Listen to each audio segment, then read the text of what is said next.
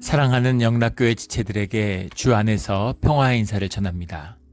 오늘은 2022년 10월 27일 목요일입니다. 오늘의 묵상 본문은 요한계시록 9장 1절로 21절까지의 말씀입니다. 오늘 본문 말씀 9장 1절부터의 말씀은 이렇게 시작합니다. 다섯째 천사가 나팔을 불매 내가 보니 하늘에서 땅에 떨어진 별 하나가 있는데 그가 무저갱의 열쇠를 받았더라. 이제 9장의 말씀은 8장부터 이어지는 7 봉인 가운데 여섯째 봉인이 열리고 7째 봉인이 열리는 그 가운데 같이 함께 주님의 역사 가운데 섞여 들어오고 있는 7 나팔의 재앙이죠. 8장이 앞서 처음에 그 4번의 나팔의 재앙을 얘기했다면 이제 9장은 5번째와 6번째 재앙을 이야기하고 있습니다. 그리고 10장은 이제 그 교회의 이야기, 구원의 이야기가 다시 시작되고 이 구조가 같다는 걸 우리 여러 번 나누었죠. 5번째와 6번째 나팔의 심판, 이게 오늘 본문의 내용입니다. 9장에 보면 앞에 4번째 나팔과는 다른 직접적인 사람에게 해가 끼치는 이제 그런 심판이 시작되고 있는 것이죠. 나팔을 불매 내가 보니 하늘에서 땅에 떨어지는 별이 있다. 별이라고 하는 것은 그 일반적인 문화에서도 영웅이나 이런 걸 표상하기도 하지만 이 땅에 떨어진 별이라고 하는 것은 이제 땅에서 떨어진 별이 천사와 그 천사에게서 추락한 천사를 의미하기도 합니다. 근데 그가 무저갱의 열쇠를 받았더라. 무저갱의 열쇠를 받았기 때문에 그가 또 그리스도다 이렇게 해석하는 경우도 있는데 문맥적으로 보면 그렇지 않죠. 이것은 사단적인 권세를 가진 사단의 역사다 이렇게 볼 수 있습니다. 사단의 역사라는 것도 결국은 주님의 권한을 잠시 위임받은 주님의 권세 아래에 있는 것이죠. 이건 성경에 흐르는 분명한 것입니다. 우리가 욥기에서도 보는 것처럼 무슨 하나님과 맞서는 별다른 권세를 가진 게 아니라 하나님의 이루어 가시는 섭리에 동참하고 있는 그 권세를 잠시 위임받아서 하나님의 일을 이루고 있는 존재일 뿐이다라는 거죠. 무저갱이라고 하는 게 이제 아비소우라는 말인데, 아비소우라는 말은 이제 알파라는 게 네거티브죠.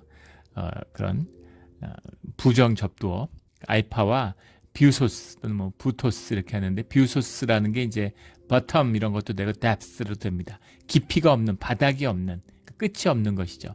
이것은 우리 현상적인 것이 아니라 그걸 뛰어넘는 그런 차원의 이야기다 이렇게 볼 수 있겠습니다. 무한 차원의 어떤 영역인 거죠. 우리 현상적인 세계를 뛰어넘는. 우리 창세기를 보면 주님이 이 세상의 질서를 불어넣기 전에 그 질서를 불어넣을 때 그 물이 밀려가서 갇혀 있는 것이 무저갱이고, 또 뒤에 가면 11장에 가면 이 사단을 가두는 곳도 이제 무저갱입니다. 그래서 그것은 현상을 뛰어넘는 본질 세계, 무한 차원의 세계에 있는 영역이다라는 것을 알 수 있겠죠. 그래서 그 열쇠는 주님의 것인데 그것을 잠시 위임받은 자가 내려온다라는 거죠. 2절에 그가 무저갱을 여니, 우리 누가복음 10장에 보면 예수님이 사단이 하늘에서 떨어지는 별처럼 떨어지는 것을 보았다 이렇게 말씀하시죠. 이것은 사단이라고 보는 것이 맞겠어요. 큰 화덕의 연기 같은 연기가 올라오매 해와 공기와 그 구멍의 연기로 말미암아 어두워지며, 연기가 올라와서 어두워졌다. 해와 빛이라는 것은 주님의 임재고 은혜를 상징하는 거죠. 그것을 가리워서 어두워졌다라는 건 성경 전체를 통하는 것이지만, 어둠이라고 하는 것은 사단의 영향력을 의미하는 겁니다. 근데 이것이 참 죄의 속성이기도 하죠. 밤에 죄를 짓잖아요. 낮에, 대낮에 죄 짓는 경우는 드물죠. 술을 마셔도 밤에 마시죠. 음행을 해도 밤에 합니다. 또 낮에 해도 어두컴컴하게 하고 화사하고 밝은 곳에서 범죄하는 일은 드물죠. 그래서 어둠이라는 것은 늘 사단의 권세를 의미하는 거죠. 그래서 어두워지며 사단의 영향력이 이제 세상으로 나온다라는 뜻이죠. 3절에 또 황충이 연기 가운데로부터 땅 위에 나오매, 황충이라고 하는 것은 이제 우리가 잘 아는 메뚜기예요. 아크리데스 이런 건데, 로커스트 이런 거죠. 이제 메뚜기인데, 메뚜기가 우리가 알고 있는 바로 그 메뚜기입니다. 그 녹색의, 예전에는 잔디밭 같은 데 많았죠. 저희 어렸을 때도 풀밭 같은 데 메뚜기가 아주 흔했던 것 같아요. 근데 이제 장난감들이 없으니까 메뚜기 갖고 많이 놀았죠. 잡기도 많이 잡고. 근데 그 메뚜기가 특정 그 지역 안에서 밀도가 어떤 선을 넘어서게 되면 왜 넘어서는지, 왜 그런 변화가 오는지 아직 이제 과학적으로 모르죠. 근데 어떤 밀도가 너무 과밀도가 되면, 과포화 상태가 되면, 그 녹색 메뚜기들이 이제 붉은색으로 변하게 되죠. 이것이 이제 붉은색으로 변하면서 우리가 알고 있는 황충대로 돌변하는 겁니다.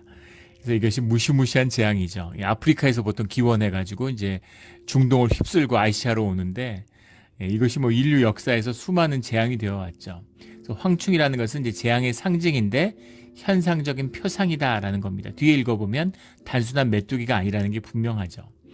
황충이 연기 가운데 땅 위에 나오며 그들이 땅에 있는 전갈의 권세와 같은 권세를 받았더라. 스코르피오이라는 건데 스콜피온이 이제 우리 전갈이죠. 바로 여기서 나온 말입니다. 전갈의 권세, 찌르는 권세죠. 전갈과 뱀은 악한 권세의 또 상징이죠. 전갈의 권세, 악한 권세, 세상을 괴롭히고 고통을 주는 그런 권세가 이 황충대에게 있다라는 거죠.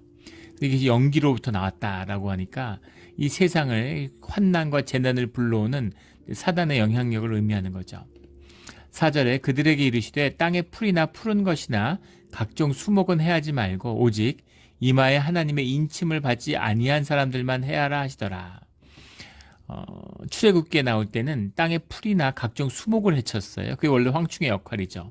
근데 이번에는 그것이 아니라 하나님의 인침을 받지 못한 사람들만 쳐라 이렇게 말씀하시는 겁니다. 6월절에 어린 양의 피를 바른 그 집을 넘어가는 것이죠. 근데 그걸 바르지 않은 자들을 치는 것처럼 이렇게 이 황충대가 와서 하나님의 인침을 받지 못한 자들을 친다는 겁니다. 환란의 참된 의미죠. 주님의 자녀들이 보호받는 것입니다. 그리고 그 인침을 받는 자들이 차기를 기다리시는 것이죠. 우리 어떠한 환란에도 이 마지막 때에 주님의 인침을 받은 자로서 주님의 보호하신 가운데 환란의 때를 은혜 가운데 지나가는 우리 모두가 되기를 주의 이름으로 축원합니다. 이런 역사가 있다는 거예요. 5절에 그러나 그들을 죽이지 못하게 하시고 5달 동안 괴롭게만 하게 하시는데 그 괴롭게 함은 전갈이 사람을 쏠 때의 괴롭게 함과 같더라. 계속 괴롭히고 어려움을 주지만 죽이지는 않는다는 거죠. 욥기에 나온 것처럼 생명은 죽기에 속한 것이기 때문에 마귀가 생명을 함부로 할 수 없다라는 뜻도 들어있고 또한 이것에 들어오는 아주 중요한 의미가 있는데 왜 5달 동안일까라는 걸 생각할 수 있겠습니다. 5이라고 하는 숫자는 보통 충분함을 의미하기도 하고 또는 6에 비해서는 부족함을 뜻하기도 합니다. 그러니까 완전하게 채워지지 않은 부족함이 6과 대비되기도 하고 또는 4와 대비돼서 땅의 충만함을 뛰어넘는 이제 그런 것이기도 하죠. 충분한 은혜와 좋은 것을 상징할 때는 충분함을 상징하죠. 5아들 같은 겁니다. 7아들만은 못해도 5아들 그럼 충분한 은혜를 상징하는 거죠. 근데 반면에 이 5달이라고 하는 것이 이제 안 좋은 뜻으로 쓰일 때는 이제 부족함, 충분히 채워지지 않는 이제 그런 그런 의미에서도 은혜라고 할 수도 있겠죠. 근데 5달이라는 것의 이제 기원은 황충대와 관련돼서는 황충대가 이제 봄에 일어나는 거죠. 그래서 가을에 사라집니다. 그래서 그 황충이 움직이는 시기가 이제 5달 동안이라고 그러죠. 3월부터 보통 8월까지 아주 준동하게 되는데 그 준동의 기간을 상징하는 것, 그러니까 악이 권세가 끼치는 영향, 이것이 단순히 우리가 알고 있는 시간상의 5달의 의미가 아니라 영적인 의미죠. 악한 권세가 허락받은 시간이 있다는 겁니다. 허락받은 시간이 되면 그냥 연기처럼 사라져버리는 거예요. 태풍 같은 거 보면 알 수 있죠. 태풍이 막 밀어 닥쳐가지고 그 재앙이 닥칠 때는 정말 어마어마하잖아요. 어떻게 저런 게 있을 수가 있을까? 도대체 저건 뭘까? 그런데 그것이 힘이 그냥 사라져버리면 또 안개처럼 사라져버리죠. 그런 것 같은 그 권세, 악한 권세에 주어진 시기가 있다라는 겁니다. 그 시기 가운데 이제 하심을 우리가 받고 있다. 보호함을 받고 있다. 이런 것이죠. 6절에 그날에는 사람들이 죽기를 구하여도 죽지 못하고 죽고 싶으나 죽음이 그들을 피하리로다. 그러니까 차라리 죽었으면, 너무 고통스러워서 죽었으면 하는데 죽지도 못하는, 차라리 죽기를 구하는, 그러니까 사람이 죽기를 구한다 그러면 얼마만큼 고통스러운 거겠어요. 예, 그러니까 상상할 수 없는 그런 극한적인 고통을 경험하는 시간이 온다. 이것이 마지막 때의 모습이다. 환난 때의 모습이다라는 것을 말씀하고 있는 것이죠. 7절에 황충들의 모양은 전쟁을 위하여 준비한 말을들 같고 그 머리에 금 같은 관 비슷한 것을 썼으며 그 얼굴은 사람의 얼굴 같고, 같고라는 말, 호모이오이라는 말이 계속 반복되고 있는데 황충들이 단순한 메뚜기가 아니라는 걸 보여주고 있죠. 그 머리에 금 같은 관 비슷한 것을 썼다. 그러니까 혹자는 뭐 메뚜기가 갑옷을 입은 것 같잖아요. 그래서 그런 걸 비유한 것이다. 또 노랗게, 머리가 노랗게 변하는 그런 모습을 상징한 것이다. 뭐 이렇게 얘기하는데, 금 같은 관 비슷한 걸 썼다. 관이라는 것, 금 같은 관이라는 것은 관세를 상징하는 거잖아요. 예, 호스, 스테포노이, 호모이오이, 크리오 이렇게 돼 있는데, 호스라는 게 라이크, 스테파노이라는 게 이제 크라운, 왕관을 의미하는 거고, 호모이오이 이것도 라이크입니다. 그리고 크리오라는 것도 골드, 금과 닮은, 관과 닮은 이런 것이죠. 호스나 호모이오이라는 게 쓰인 것이 이게 사입이잖아요. 비슷하지만 다른 것이죠. 이 이단의 본질이잖아요. 다 비슷한데 끝에서 조금 다른 겁니다. 예전에 교회 집사님, 그를 섬겼던 교회 집사님이 계신데, 신천지에서 이제 탈출하신 분이에요. 근데 그분이 뭐라 그러냐면, 신천지 교회를 처음 나갔는데 2년을 다녔는데 신천지인지 모르셨답니다. 예, 뭐 분위기 좋고 따뜻하고 너무 좋았대요. 근데 들어가서는 모르는데 한 2년 지나니까 이제 신천지인 걸 알았다는 거죠. 자꾸 이상한 소리 하고 성경 공부하고 뭐 이러는데 나중에 막 신학교 가라 그러고, 신천지 교인들은 다 신학교를 가야 된대요. 신학생들이 뭐 20만 명이다 이러잖아요. 그런데 그 이상한 걸 알았을 때는 빠져나올 수 없다는 거죠. 여러 관계에 묶여서. 아이 근데 뭐 이만희가 무슨 뭐든 뭐 교리가 뭐든 그런 게 와닿지 않으니까, 종교잖아요. 껍데기니까. 그게 삶을 규율하지 않으니까 그냥 관계에 엮여서 그냥 그렇게 살면 되지 이렇게 생각했는데 삶이 무너지기 시작하는 거죠. 예, 삶에 대한 침탈이 시작되는 겁니다. 예, 가진 재산 다 바치라 그러고 삶의 자유가 없고 막 공동생활을 하라 그러고, 그러니까 이제 여기 못 살겠다 나가야지 하고 나오는데, 나올 때가 돼서야 이게 이단이구나 하는 걸 아셨다는 거예요. 정말 끔찍하고, 심지어 지방으로 몰래 이사를 갔는데 집에 등기를 안 하고 고시원 같은 데 숨어 지내셨대요. 예, 집 주소를 추적해가지고 쫓아올까봐, 대한민국 이민 가지 않는 이상은 대한민국에는 못 산다 이렇게 얘기하셨어요. 가게 다 망하고 끝없는 해코지, 끝없는 괴롭힘. 어떻게 이럴 수가 있어, 가족이라고 해놓고서. 그때 가서야 이게 이단이구나 하는 거를 뼈저리게 느꼈다. 정말 몸소리 쳐지도록 느꼈다. 이런 말씀을 하시더라고요. 이게 비슷한 호모이오이의 이 본질인 것이죠. 금과 같은 비슷한 것, 금도 아니고 관도 아닌데 비슷한 걸 쓰고 있는 거죠. 사람의 얼굴 같고 사람이 아닌데 사람 비슷하게, 금 비슷하게, 관 비슷하게, 이게 거짓이죠. 껍데기입니다. 종교잖아요. 종교하면 뭐 좋은 것처럼 종교가 악의 권세의 끝이죠. 성전 꼭대기에 앉아서 세상을 희롱하는 이런 주님을 시험하는 이 마귀의 권세죠.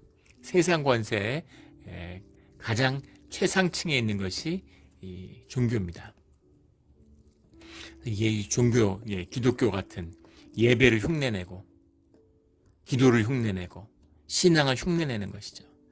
진짜 교회, 진짜 믿음, 진짜 기독교가 되어야 되는 것이죠. 진짜 복음을 살아야 되는 것입니다. 모든 비슷한 걸 끊어버리고 껍데기를 끊어버리고 진짜 교회를 이루는, 진짜 말씀을 살아가는 우리 모두가 되기를, 우리 몬트레 영락교회가 되기를 주의 이름으로 축원합니다. 비슷한 게 아닌 거예요. 8절에 또 여자의 머리털 같은 머리털이 있고, 머리털이라고 하는 것은 아름답고 긴 머리털, 여자의 머리털 같다라는 건 이제 머리가 길다는 의미죠. 그리고 머리가 이제 아주 추렁추렁 좋다는 거예요. 머리라는 건 이제 힘과 에너지를 상징하죠. 힘이 넘친다는 겁니다. 그 이빨은 사자 이빨 같으며, 뭐 사자 이빨에 그 물소의 뼈를 어그러뜨리는 사자 이빨, 더 말할 게 없겠죠. 그 권세가 뭐 넘쳐나는 거죠. 9절에 또 철호심경 같은 호심경이 있고, 호심경이라고 해석을 했는데, 호는 보호할 호, 마음심, 가슴을 보호하는 경, 경자가 유리경자인데, 유리경자를 쓴 것은 구리판이나 청동판을 댔기 때문이죠. 가슴에다가 가죽옷을 입었는데, 가슴은 이제 오장육부를 보호해야 되잖아요. 심장을 보호하는 게 가장 중요한 거기 때문에 그 위에 호심경을 대는 거죠. 토라카스라는 말인데, 영어로는 뭐 브레이트 플레이트, 브레스트 플레이트, 가슴에는 이제 철판을 따로 대는 겁니다. 근데 철판을 대는 건 훨씬 후대의 일이고, 우리가 한자 문화권이잖아요. 한자가 나오던 시절에는 철이라는 건 귀해서 금보다 더 귀했다 그러죠. 철판을 만들어서 가슴에 댄다는 건 상상 못할 일이에요. 그러니까 이제 청동이나 구리를 대는데 다 그걸 문질러서 거울로 썼으니까 거울 경자를 붙여서 호심경이라고 쓴 것이죠. 흉패라고 해도 되겠습니다. 그 호심경이 있고, 그날 개들의 소리는 병거와 많은 말들이 전쟁터로 달려 들어가는 소리 같으며, 그러니까 그런 그 환란난에 막 군대가 진주하는 것 같은 그런 그 엄청난 굉음, 막 이런 걸 의미하는 거죠. 그 정신없는 소란스러움, 이런 걸 얘기하는 겁니다. 10절에 또 정갈과 같은 꼬리와 쏘는 살이 있어.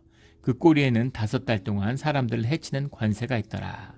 마귀에게 위임된, 마귀가 마음껏 사람들을 괴롭힐 수 있는 그런 시기가 있다. 근데 바로 그 시기가 우리가 살고 있는 이 시기라는 겁니다. 세상의 권세가, 악의 권세가 하늘을 찔러요. 그래서 교회는 주님의 마치 권세는 사라진 것처럼, 주님의 임재는 없는 것처럼 교회는 너무 하찮고 보잘것없게 보이는 것이죠. 그러나 세상을 이기는 힘이 십자가에 있음을, 그것을 구원하는 능력이 십자가에 흐르는 보혈에 있다는 것, 이것이 우리가 알고 있는 말씀의 진리죠. 복음입니다. 이 복음을 보는 자, 보이지 않는 자를 보는 자, will to love에 붙들린 자들은 사는 것입니다. will to power, 힘 좋아하고 권세 좋아하고 종교 좋아하고, 종교들이, 교회들이 거짓되니까 자꾸 종교화되니까 권세를 추구해요. 힘을 추구하는 겁니다. 파워를. 사람 모으고 돈 모으고 건물 멋들어지게 지으려고 그러고, 그럼 사람들이 좋아서 막 몰려드니까 힘이 좋아서, 부패한 말세의 모습이죠. 이거 오늘날 우리 개신교의 모습입니다. 그 거짓을 부시고 끊어버리고, 뱀과 정갈의 머리를 밟고 진리의 기둥을 세우는 우리 교회가 되기를 주의 이름으로 축원합니다.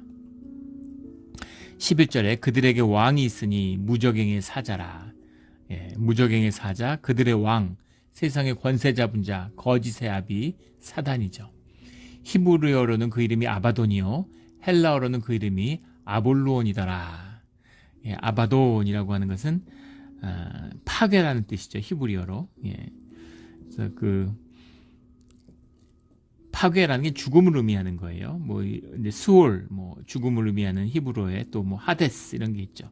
스올은 보통 일반적인 죽음의 세계를 의미하고, 스올에 잔다 뭐 이렇게 얘기할 때, 하데스라는 건 그 중에서도 음부, 지옥처럼 특별히 가두어진 악한 자들을 위한 땅, 이게 하데스죠. 근데 이 아바돈이라는 것도 이제 사실 하데스와 같은 의미로 쓰이는 죽음의 의미입니다. 죽음을 상징하는 죽음의 권세, 마귀의 권세죠. 헬라어로는 그 이름이 아블론이다. 아블론과 아폴론을 의미하는 거죠. 근데 아폴론이라는 것은 특히 이 로마 시대 때 굉장히 중요한 것이었는데, 그 로마의 많은 황제들, 뭐 도미시안 황제나 많은 황제들이 신성화되는데 자기가 아폴로다 이렇게 얘기하는 겁니다. 마치 뭐 애굽의 군주가 파라오가 내가 태양신 라다 이렇게 얘기하는 것처럼, 내가 아폴로, 너희들이 알고 있는 그리스신 아폴로가 바로 나야 이렇게 얘기하는 우상숭배의 직접적인 표상이 되었던 게 이제 아폴론, 아블론이 되는 것이죠. 그래서 그 왕, 세상의 왕인 거예요. 거짓의 왕. 그게 다 한 권세를 통하고 있다라는 것이죠. 그 사단들도 이단 종교에 가면 축사를 많이 해요. 귀신을 쫓는 거를 더 리얼하고 화려한 귀신 축사를 볼 수 있습니다. 귀신들의 쇼 오프 타임인 거죠. 귀신이 귀신을 쫓아요. 그러면 더 큰 귀신이 오는 거죠. 그 귀신을 쫓은 더 큰 귀신의 권세에 붙들리는 겁니다. 사단의 권세를 끊는다는 것의 본질은 사랑이죠. 공동체고 가족이 되는 가족의 아픔이에요. 예. 그 아픔이 있고 사랑으로 감싸기 때문에 그 삶이 구원받는 것이지 귀신 쫓았다고 구원받는 게 아닙니다. 예. 그런 걸 의미하는 것이죠. 왜냐하면 모든 사단을 다스리는 그 위에 무적행의 사자 그들의 왕이 있기 때문이죠. 12절에 첫째 화는 지나갔으나 보라 아직도 이후에 화 둘이 이르리로다. 13절에 여섯째 천사가 나팔을 불 때 내가 들으니 하나님 앞 금 제단 네 뿔에서 한 음성이 나서, 제단의 네 뿔은 제단의 권세죠. 거기서 한 음성이 나오는데 나팔 가진 여섯째 천사에게 말하기를 큰 강 유브라데에 결백한 네 천사를 놓아주라. 여러 천사가 있습니다. 천사라고 쓰이기 때문에 이게 천사냐, 뭐 사단적인 권세를 가진 천사냐, 이게 사단이냐, 뭐 이런 논란이 있는데, 우리 계시록에서 분명히 얘기하고 있죠. 원래 사단이 천사 출신입니다. 천사들이고 하나님을 섬기는 자들이었는데 하나님께 불순종하다가 천국에서 쫓겨난 자들이죠. 그러니까는 사단이 말씀도 잘 알고, 예수님을 시험하는데 사단이 말씀을 계속 인용하잖아요. 하나님도 잘 아는 거죠. 그리고 권세가 얼마나 대단하겠어요. 그런데 그 천사가 인간을 넘을 수 없는 것처럼 사단이 인간을 넘을 수 없는 것이죠. 왜냐하면 인간은 하나님의 사랑을 받고 하나님을 사랑하는 존재이기 때문입니다. 사단이 세상의 지혜를 다 가지고 그 이상을 가지고 있지만 모르는 것이 있다고 하죠. 그것이 사랑이라는 겁니다. 하나됨, 마음이 통해서 아픔으로 하나 되고, 아이를 사랑하면 그 아이를 위해서 죽어도 기쁜, 그 기쁜, 그 사랑을 사단이 어떻게 알겠어요? 사단은 이해할 수 없는 거죠. 예수님이 왜 하나님이 자기를 낮추고 이 땅에 오셔서 십자가에 피 흘리시는지, 사단이 그 의미를 알았더라면 예루살렘에 나무 십자가가 아니라, 십자가에 예수님을 못 박는 게 아니라 이쑤시개 하나도 없도록 다 나무를 치웠을 것이다, 뭐 이런 얘기가 있잖아요. 도저히 이해 못하는 거죠. 그래서 사단은 이겼다고 생각하지만 지는 것입니다. 주님이 승리하시는 그 비밀이 주님의 사랑 가운데 있는 것이죠. 그 깊은 사랑을 받는, 그 사랑의 신비를 피워내는 우리의 신앙이 되기를 주의 이름으로 축원합니다. 그 나팔 가진 여섯 번째 천사가 큰 강 유브라데에 결박한 네 천사를 놓아주라. 결박됐다 그러니까 앞에 나팔을 부는 천사들과는 다른 것이죠. 주님 앞에 서 있는 천사들하고는 다른 것입니다. 결박된 천사들이에요. 이게 사단들이죠. 큰 강 유브라데는 건 주님의 축복의 땅 가나안의 북쪽 경계죠. 그리고 이 이스라엘을 기록했던 모든 이방 민족들이 유브라데 강을 건너오는 거잖아요. 그래서 이사야서 8장 이런 데 가면 그 유브라데 강이 범람하는 것이 이스라엘 향한 재앙의 표상으로 나오죠. 큰 강 유브라데에 결박했다. 그 네 천사가 놓여놨다는 건 이제 대재앙이 오고 있다. 그런 이야기입니다. 15절에 네 천사가 놓였으니 그들은 근년 월 일 시에 이르러, 연월 일시가 한 정관서에 붙어 있어요. 그러니까 정확히 정해진 한때라는 것이죠. 그때 이르러 사람 3분의 1을 죽이기로 준비된 자들이라. 이제까지 다섯 번째 나팔까지만 하더라도 네 번째 나팔까지는 자연계의 어려움이죠. 환난입니다. 다섯 번째 나타는 직접적인 인간이 당하는 고통이에요. 그리고 여섯 번째에 가서는 이제 사람들이 죽어나가기 시작한다는 겁니다. 16절에 마병대의 수는 2만만이니 내가 그들의 수를 들었노라. 2만만이란 말이 디스 미리아데스 미리아돈이란 말이에요. 디스 미리아데스라는 말이 디스라는 말과 뮤리오스라는 말이 붙은 건데, 뮤리오스가 이제 따우준입니다. 천, 가장 그 시대에 가장 많은 수죠. 천입니다. 디스라는 건 트와이스죠. 두 번 반복했다. 그러니까 천이 반복됐으니까 천이 천 번, 그것이 또 천 이렇게 되니까 디스 미리아데스 미리아돈이니까 이것은 무한히 많은 수입니다. 이거를 트와이스를 투이라고 해석해가지고 이것을 만의 만, 그래서 다 합쳐서 2억이다 뭐 이렇게 해석하는 해석도 봤어요. 근데 이런 것은 이제 좀 맞지 않는 것은 왜냐하면 2억이라는 개념이 고대인들에게 없습니다. 고대인들이 2억이라는 숫자를 헤아리지 못해요. 우리는 억도 있고 조도 있고 경도 있고 해도 있고 옛날에 경이란 숫자의 개념이 없었는데 이제는 뭐 경제 규모가 커지고 사람들의 생활 규모가 커지니까 경이라는 숫자가 와닿는 거죠. 한국의 GDP가 2,000조다 뭐 이렇게 얘기하잖아요. 이제 그런 겁니다. 그 시절에는 이제 그런 숫자가 1,000하고 만이면 끝나는 거예요. 1,000, 만만으로 가는 겁니다. 근데 이것은 무한한 수다. 수수를 헤아릴 수 없다. 이런 수죠. 그러니까 헤아릴 수 없는 그런 마병대들이 사람들을 해치려는 세력들이 나타난다. 그것을 보내는, 그것을 주관하는 것이 뒤에 있는 내 천사다 하는 것이죠. 유브라의 결박에서 풀려난 그런 사단적인 세력들인 것입니다.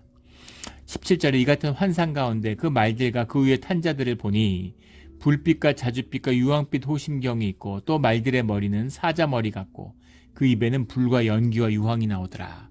그러니까 단순히 현상적인 모습이 아니라 현상세계에 일어나는 환란을 지배하고 있는 본질적인 모습이다라는 걸 보게 되죠. 말이 얼굴이 사자처럼 생기고 불과 연기와 유황이 나오는 말은 없죠. 그래서 이 말은 우선은 재앙을 불러오는 대재앙 속에 있는 환란, 단순한 무슨 이방의 침략, 무슨 사람들 간의 분란과 전쟁이 아니라 그 뒤에 악한 권세가 있다 하는 것입니다. 아마 이제 이라크 전쟁과 러시아 전쟁이 끝이 나면 그 지금 유엔도 엄청난 비용을 투입해서 우크라이나에서 저지르고 있는 러시아의 전쟁 범죄를 조사하고 있죠. 그래서 그 전쟁 범죄가 점점 더 밝혀지고 러시아가 전쟁 이후에 점점 더 어렵게 될 겁니다. 러시아를 향한 제재가 풀리지 않을 거라고들 얘기해요. 그런데 문제는 뭐냐면 러시아가의 고향이 키이우라고 하는 키예프잖아요. 키예프 공국이 러시아 역사의 뿌리입니다. 그래서 그들이 사촌이에요, 서로. 미국과 프랑스, 캐나다 같은 겁니다. 미국이 캐나다에 침략한 거죠. 지금 러시아가 우크라이나에 침략한 것은. 그런데 같은 말을 쓰고 같은 조상을 가진 형제들인데, 사촌들인데, 근데 그들이 왜 그렇게 잔악한 전쟁 범죄를 저지르는가? 입에 담기도 민망, 정말 그 참혹한, 말도 안 되는 그런, 그 러시아 점령기에서 계속 고문을 당하다 풀려난 할아버지인데, 할아버지가 70이 넘었는데 이빨을 다 뽑고 손톱을 다 뽑았어요. 그래서 그 고통스러운 얘기를 하는 것을 외신에서 봤습니다. 근데 젊은 사람들은 팔을 묶고 뭐 죽은 시신들이 수도 없이 나오죠. 정말 뭐 몹쓸 짓을 이런저런 정말 입에 담지 못할 몹쓸 짓들을 숱하게 하고 있는 거예요. 그러니 그 나이 20대 젊은 청년들이 7, 80 먹은 할아버지를 데려다가 때리고 고문하고 이를 다 뽑고 생기를 뽑으니 그 고통이 어땠겠습니까? 이게 사람이 할 수 있는 짓이겠어요? 사람이 이런 짓을 못합니다. 사람이 개구리 한 마리를 못 죽여요. 그런데 이런 악한 일을 할 수 있는 사람들한테 이 뒤에 있는 이 자줏빛과 유황빛, 그런 불빛을 가지고 사자의 머리같이 불과 연기와 유황을 뿜는 악한 관세에 붙들려 있기 때문입니다. 이것이 악의 본질이에요. 이것이 악함의 본질입니다. 이 악함에 붙들렸는데 그럼 악이 했으니까, 사단이 했으니까 사람은 죄가 없나? 아니죠.